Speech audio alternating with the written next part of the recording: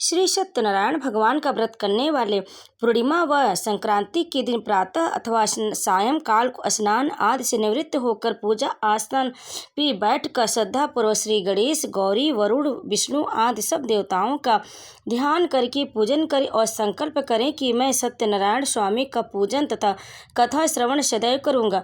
पुष्प हाथ में लेकर नारायण का ध्यान करें। यज्ञोपवीत पुष्प, धूप, नैवेद्य आदि से युक्त होकर स्तुति करें। हे भगवान, मैंने श्रद्धा पूर्वक फल, जल आदि सब सामग्री आपको अर्पण की है, इसे स्वीकार कीजिए। मेरा आपको बारंबार नमस्कार। इसके बाद सत्यनारायण भगवान जी की कथा पढ़ें और श्रवण करें।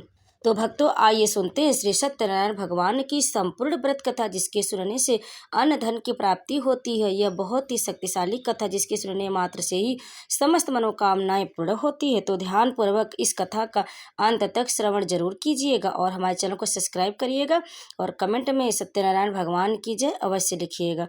तो चलिए ध्यान पूर्वक भगवान श्री सत्यनारायण का स्मरण करते हुए इस कथा का हम श्रद्धा पूर्वक अंत तक श्रवण करते हैं।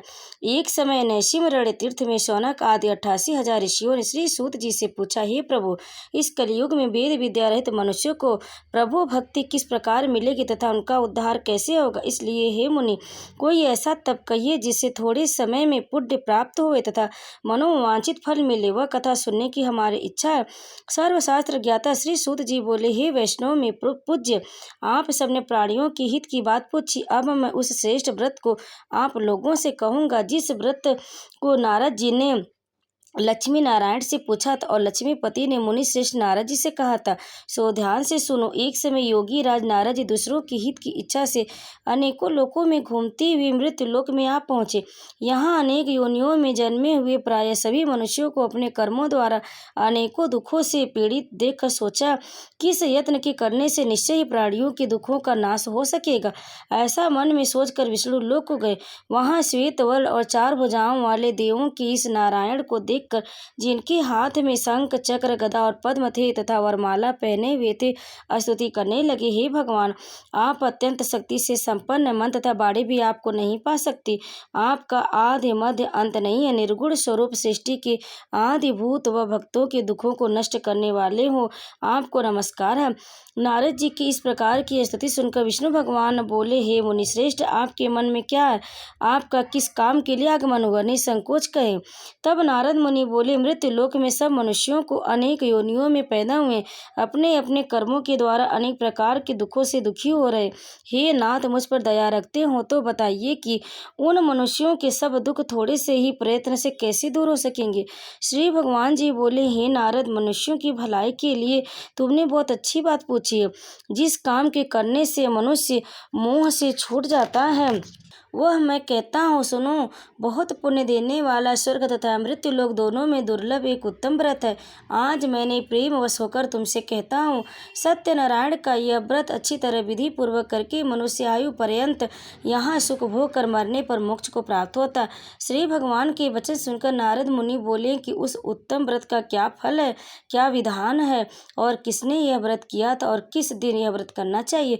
विस्तार से कहिए। भगवान बोले, दुख सुख आदि को दूर करने वाला, धन धान्य को बढ़ाने वाला, सौभाग्य तथा संतान को देने वाला यह व्रत सब स्थानों पर विजयी करने वाला है। भक्ति संतान को देने वाला यह व्रत सब स्थानों पर विजयी करने वाला है। भक्ति और श्रद्धा के साथ किसी भी दिन मनुष्य की सत्यनारायण की प्रातः काल के समय ब्राह्मणों और बंधुओं के साथ धर्मपरायण होकर पूजा करे। भक्ति भाव से नैवेद्य, केले का फल, घी, दूध और गेहूं का चूर्ण सवाया ले। गेहूं के अभाव में साठी का चूर्ण, शक्कर तथा गुड़ ले और सब भक्षण योग्य पदार्थ जमा करा के भगवान को अर्पण कर देवे तथा बंधुओं सहित ब्राह्मणों को भोजन करावे। तत्पश्चात स्वयं भोजन करे, नित्य गीत आदि का आचरण कर सत्यनारायण भगवान का स्मरण करते हुए समय व्यतीत कर। इस तरह व्रत करने पर मनुष्य की इच्छा निश्चय पूरी होती है। विशेषकर कली काल में भूमि पर यही मोक्ष का सरल उपाय है। तो प्रेम से बोले भगवान से सत्यनारायण की जय। अब सुनिए दूसरा अध्याय। सूत जी बोले, हे ऋषियों, जिसने पहले समय में इस व्रत को किया था उसका इतिहास कहता हूँ, ध्यान से सुनो। सुंदर काशीपुरी नगरी में एक अत्यंत निर्धन ब्राह्मण रहता था। वह भूख और प्यास से बेचैन होकर नित्य पृथ्वी पर घूमता था। ब्राह्मणों से प्रेम करने वाले भगवान ने ब्राह्मण को दुखी देखकर बूढ़े ब्राह्मण का रूप धरकर उसके पास जा आदर के साथ पूछे, हे विप्र, नित्य दुखी हुआ पृथ्वी पर क्यों घूमता है? श्रेष्ठ ब्राह्मण, यह सब मुझसे कहो, मैं सुनना चाहता हूँ। ब्राह्मण बोला, मैं निर्धन ब्राह्मण हूँ, भिक्षा के लिए पृथ्वी पर फिरता हूँ। हे भगवान, यदि आप इसका उपाय जानते हो तो कृपा कर कहो। वृद्ध ब्राह्मण बोला कि सत्यनारायण भगवान मनोवांछित फल देने वाले, इसलिए हे ब्राह्मण तू उनका पूजन कर, जिसके करने से मनुष्य सब दुखों से मुक्त हो जाता है। ब्राह्मण को व्रत का सारा विधान बतलाकर बूढ़े ब्राह्मण का रूप धारण करने वाले सत्यनारायण भगवान अंतर्ध्यान हो गए। जिस व्रत को वृद्ध ब्राह्मण ने बतलाया था, मैं उसको करूंगा, यह निश्चय कर उसे रात में नींद नहीं आई। वह सवेरे उठ सत्यनारायण के व्रत का निश्चय कर भिक्षा के लिए चला। उसको भिक्षा में बहुत धन मिला, जिससे बंधु बांधवों के साथ उसने सत्यनारायण का व्रत किया। इसके करने से वह ब्राह्मण सब दुखों से छूटकर अनेक प्रकार की संपत्तियों से युक्त हुआ। उस समय से वह ब्राह्मण हर मास व्रत करने लगा। इस तरह सत्यनारायण भगवान के व्रत को जो करेगा वह मनुष्य सब दुखों से छूट जाएगा। इस तरह नारद जी ने नारायण का कहा हुआ व्रत मैंने तुमसे कहा, हे विप्रो, और मैं अब और क्या कहूँ? ऋषि बोले, हे मुनीश्वर, संसार में इस ब्राह्मण से सुनकर किस किस ने इस व्रत को किया, यह सब सुनना चाहते हैं। इसके लिए हमारे मन में श्रद्धा है। सूत जी बोले, हे मुनियों, जिसने इस व्रत को किया वह सब सुनो। एक समय वह ब्राह्मण धन और ईश्वर से अनुसार बंधु बांधवों के साथ व्रत करने को तैयार। उसी समय एक लकड़ी बेचने वाला बूढ़ा आदमी आया और बाहर लकड़ियों को रखकर ब्राह्मण के मकान में गया। प्यास से दुखी लकड़हारा उनको व्रत करते देखकर ब्राह्मण को नमस्कार कर कहने लगा कि आप यह क्या कर रहे हैं और इसके करने से क्या फल मिलता है? कृपा करके मुझसे कहो। ब्राह्मण ने कहा, सब मनोकामनाओं को पूरा करने वाला यह सत्यनारायण भगवान का व्रत है। इसकी ही कृपा से मेरे यहाँ धन धान आदि की वृद्धि हुई। ब्राह्मण से इस व्रत के बारे में जानकर लकड़हारा बहुत प्रसन्न हुआ। चरणामृत ले और प्रसाद खाने के बाद अपने घर को गया। लकड़हारे ने अपने मन में इस प्रकार संकल्प किया कि आज नगर में लकड़ी बेचने से जो धन मिलेगा उसे सत्यनारायण देव का उत्तम व्रत करूंगा। यह मन में विचार कर वह बूढ़ा आदमी लकड़ियां अपने सिर पर रखकर जिस नगर में धनवान लोग रहते थे वह ऐसे सुंदर नगर में गया। उस रोज वहां पर उसे उस लकड़ियों का दाम पहले दिनों से चौगुना मिला। तब वह बूढ़ा लकड़हारा दाम ले और अति प्रसन्न होकर पक्के केले की पुल्ली, शक्कर, घी, दूध, दही और गेहूं का आटा इत्यादि सत्यनारायण भगवान की व्रत की कुल सामग्रियों को लेकर अपने घर गया। फिर उसने अपने भाइयों को बुलाकर विधि के साथ भगवान जी का पूजन और व्रत किया। उस व्रत के प्रभाव से वह बूढ़ा लकड़हारा धन पुत्र आदि से युक्त हुआ और संसार के समस्त सुख भोग कर बैकुंठ को चला गया। तो प्रेम से बोले श्री सत्यनारायण भगवान की जय। अब सुनिए तीसरा अध्याय। सूत जी बोले, हे श्रेष्ठ मुनियों, अब आगे की कथा कहता हूँ, सुनो। पहले समय में उल्का मुखी नाम का एक बुद्धिमान राजा था। वह सत्यवक्ता और जितेंद्रिय था। प्रतिदिन देवस्थानों पर जाता तथा गरीबों को धन देकर उनके कष्ट दूर करता था। उनकी पत्नी कमल के समान मुखवाली और सती साध्वी थी। भद्रशिला नदी के तट पर उन दोनों ने श्री सत्यनारायण भगवान का व्रत किया। उस समय वहाँ एक साधु वैश्य, उसके पास व्यापार के लिए बहुत साधन था। वह नाव को किनारे पर ठहरा कर राजा के पास आ गया और राजा को व्रत करते हुए देखकर विनय के साथ पूछने लगा, हे राजन, भक्ति युक्त चित्त से यह आप क्या कर रहे हैं? मेरी सुनने की इच्छा है, सो आप यह मुझे बताइए। राजा बोला, हे साधु, अपने बंधुओं के साथ पुत्रादि की प्राप्ति के लिए यह महान शक्तिवान सत्यनारायण भगवान का व्रत व पूजन किया जा रहा है। राजा के वचन सुनकर साधु आदर से बोला, हे राजन, मुझको इसका सब विधान कहो। मैं भी आपके कथनानुसार इस व्रत को करूंगा। मेरे भी कोई संतान नहीं है और इससे निश्चय ही होगी इस व्रत को करने से। राजा से सब विधान सुन व्यापार से निवृत्त हुआ आनंद के साथ घर गया। साधु ने अपनी स्त्री से संतान देने वाले उस व्रत का समाचार सुनाया और कहा कि जब मेरी संतान होगी तब मैं इस व्रत को करूंगा। साधु के ऐसे वचन अपनी स्त्री लीलावती से कहे। एक दिन उसकी स्त्री लीलावती पति के साथ आनंदित हो सांसारिक धर्म में प्रवृत्ति होकर सत्यनारायण भगवान कृपा से गर्भवती हो गया और 10वें महीने में उसके एक सुंदर कन्या का जन्म हुआ। दिनों दिन वह इस तरह बढ़ने लगी जैसे शुक्ल पक्ष का चंद्रमा बढ़ता है। कन्या का नाम कलावती रखा देखा गया। तब लीलावती ने मीठे शब्दों में अपने पति से कहा कि जो आपने संकल्प किया था कि भगवान का व्रत करूंगा, अब आप उसे पूरा करिए। साधु बोला, हे प्रिय, इसके विवाह पर करूंगा। इस प्रकार अपनी पत्नी को आश्वासन दे वह नगर को गया। कलावती पितृगृह में वृद्धि को प्राप्त हो गई। साधु ने जब नगर में सखियों के साथ अपनी पुत्री को देखा तो तुरंत दूत बुलाकर कहा कि पुत्री के वास्ते कोई योग्य वर देखकर आ। साधु की आज्ञा पाकर दूत कंचन नगर पहुंचा और वहां पर बड़ी खोज कर देखभाल कर लड़की के लिए सुयोग्य वर एक पुत्र को ले आया। उस सुयोग्य लड़की को देखकर साधु ने अपने बंधु बांधवों से प्रसन्नचित अपनी पुत्री का विवाह उसके साथ कर दिया। किंतु दुर्भाग्य से विवाह के समय भी उस व्रत को करना भूल गया। तब श्री भगवान क्रोधित हो गए और श्राप दिया कि तुम्हें दारुण दुख प्राप्त। तो अपने कार्य में कुशल साधु बनिया जामाता सहित समुद्र के समीप स्थित रत्नापुर नगर में गया और वहां दोनों ससुर जमाई चंद्रकेतु राजा के उस नगर में व्यापार करने लगे। एक रोज भगवान सत्यनारायण की माया से प्रेरित कोई चोर राजा का धन चुरा कर भागा जा रहा था, किंतु राजा के दूतों को आता देख कर चोर ने घबरा कर भागते हुए राजा के धन को वहीं चुपचाप रख दिया जहां वो ससुर जमाई ठहरे हुए थे। जब दूतों ने उस साधु वैश्य के पास राजा के धन को रखा देखा तो वे दोनों को बांध कर ले गए। प्रसन्नता से दौड़ते हुए राजा के समीप जाकर बोले, यह दो चोर हम पकड़ कर लाए हैं, कृपया आज्ञा दे। तब राजा की आज्ञा से उनको कठोर कारावास में डाल दिया गया और उनका सब धन छीन लिया। सत्यनारायण भगवान के श्राप द्वारा उनकी पत्नी भी घर पर बहुत दुखी हुई। घर पर जो धन रखा था चोर चुरा कर ले गए। शारीरिक व मानसिक पीड़ा तथा भूख प्यास से अति दुखित हो अन्न की चिंता में कलावती जब एक ब्राह्मण के घर गए, वहां उसने सत्यनारायण भगवान का व्रत होते देख फिर कथा सुनी तथा प्रसाद ग्रहण कर रात को घर आई।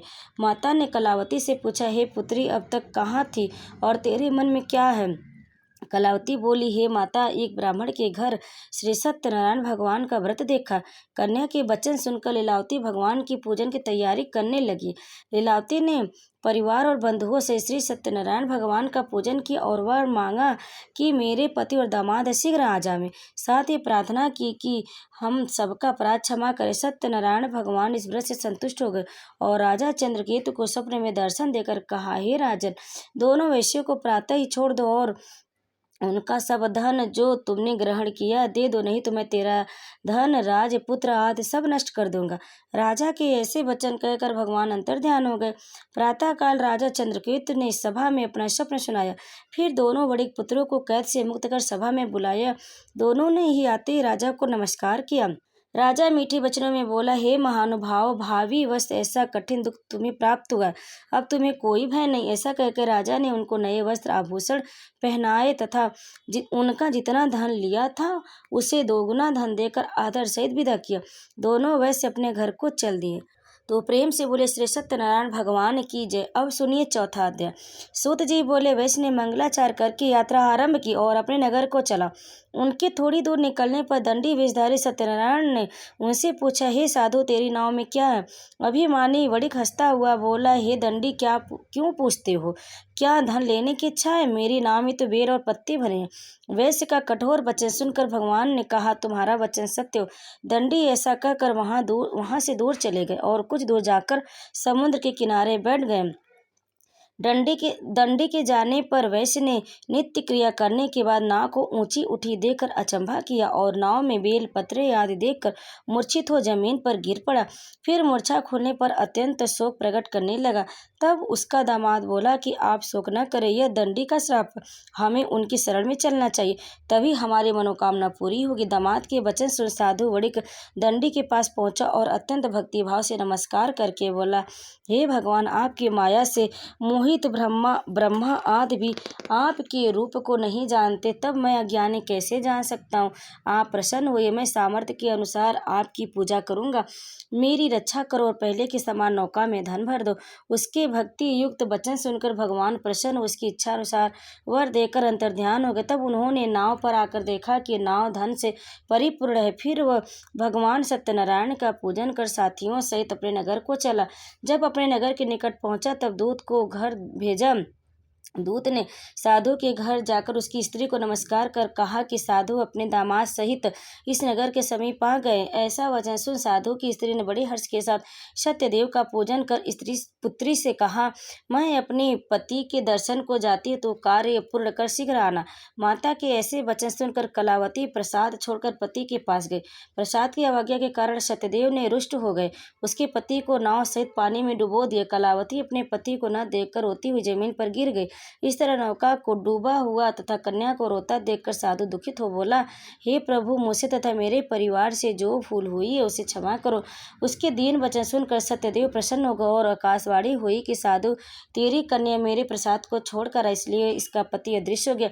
यदि वह घर जाकर प्रसाद खाकर लौटे तो इसके पति अवश्य मिलेगा।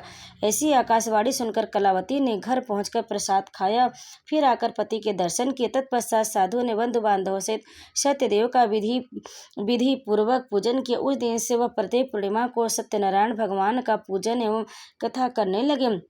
फिर इस लोक को सुख भोग कर अंत में स्वर्ग लोक को गए। तो प्रेम से बोले श्री सत्यनारायण भगवान की जय। अब सुनिए 5वां अध्याय। सूत जी बोले, ऋषियों, मैं और भी कथा कहता हूँ, सुनो। प्रजा पालन में लीन तुंगध्वज नाम का एक राजा था। उसने भी भगवान का प्रसाद त्याग कर बहुत दुख पाया। एक समय वन में जाकर वन पशुओं को मारकर बड़ के नीचे आए। वहां उसने ग्वालों को भक्तिभाव से बांधवों सहित सत्यनारायण जी का पूजन करते देखा। राजा देखकर भी अभिमानवश वहां नहीं गए और न ही नमस्कार किया। जब ग्वालों ने भगवान का प्रसाद उसके सामने रखा तो वह प्रसाद को त्याग कर अपनी सुंदर नगरी को चला। वहीं उसने अपना सब कुछ नष्ट पाया तो वह जान गया कि यह सब भगवान ने किया। तब वह विश्वास कर ग्वालों के समीप गया और विधि पूर्वक पूजन कर प्रसाद खाया तो सत्यदेव की कृपा से पहले जैसा हो गया वैसा ही हो गया। फिर दीर्घ काल तक सुख भोग कर मरने पर स्वर्गलोक को गया। जो मनुष्य इस परम दुर्लभ व्रत को करेगा, भगवान की कृपा से उसे धन धान की प्राप्ति होती तथा सब मनोरथ पूर्ण होकर अंत में बैकुंठ धाम को जाता। जिन्होंने पहले इस व्रत को किया, अब उनके दूसरे जन्म की कथा कहता हूँ। वृद्ध सतानंद ब्राह्मण ने सुदामा का जन्म लेकर मोक्ष को पाया। उल्का मुख नाम का राजा दशरथ होकर बैकुंठ को प्राप्त हुआ। साधु नाम के वैश्य ने मोरध्वज बनकर अपने पुत्र को आरे से चीरकर मोक्ष को प्राप्त किया। महाराजा तुंगध्वज ने स्वयंभू होकर भगवान में भक्ति युक्त कर्म कर मोक्ष प्राप्त किया। तो प्रेम से बोले श्री सत्यनारायण भगवान की जय। श्री सत्यनारायण भगवान की कथा संपूर्ण हुई। भक्तों, जो भी इस कथा को अंत तक सुने उस पर भगवान श्री सत्यनारायण की कृपा सदैव बनी रहे।